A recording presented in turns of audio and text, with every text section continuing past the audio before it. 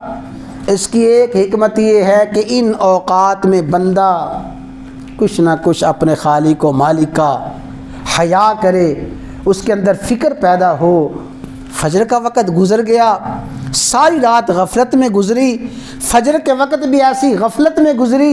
جو فرشتے میری رپورٹ جا کے میرے اللہ کی بارگاہ میں کیا پیش کریں گے،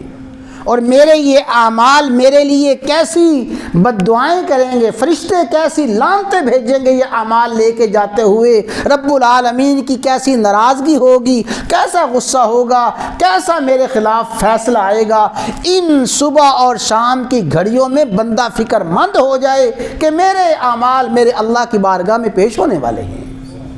سوموار کے دن، جمعرات کے دن اعمال پیش ہوتے ہیں، بندہ فکر کرے۔ جیسے میں نے شروع میں عرض کیا کہ ہماری کیا حالت ہوتی ہے جب معمولی سا اختیار، صاحب اختیار، اور معمولی سا بادشاہ، معمولی سا حاکم جو کہ ہمارے جیسا انسان ہے، جب اس کے سامنے ہماری رپورٹ پیش ہوتی ہے، جی ابھی امتحانات، اسکولوں کے امتحانات ہو رہی ہیں، ٹیچروں کو کتنا فکر ہے، ماسٹروں کو،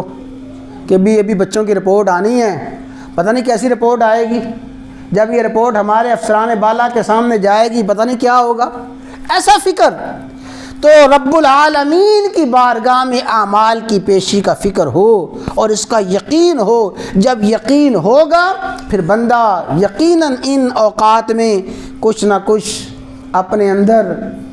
فکر محسوس کرے گا اور اپنے اندر خوف محسوس کرے گا۔ تو حضرات گرامی، ماہ شعبان کی ایک خصوصیت رسول اللہ صلی اللہ علیہ وسلم نے بیان فرمائی کہ ماہ شعبان میں بندوں کے اعمال اللہ کے حضور پیش ہوتے ہیں۔ تو میں نے عرض کیا کہ ماہ شعبان میں سالانہ اعمال کی پیشی ہے اور ہفتہ وار پیشی ہر پیر اور جمعرات کو ہے، اور روزانہ پیشی صبح اور شام کی پیشی ہے۔ ان اوقات میں ہم کوشش کریں، میں اور آپ تہیہ کریں کہ کم از کم صبح اور شام کے اوقات میں ہمارے اعمال اللہ کی بارگاہ میں ایسے اعمال جائیں، اعمال بھی ہمارے لیے سفارش کریں، فرشتے بھی ہمارے لیے دعائیں کریں، رب العالمین کی بھی ہمیں رضا نصیب ہو۔ نہ کہ ایسا نہ ہو، اللہ نہ کرے ایسا نہ ہو کہ فرشتے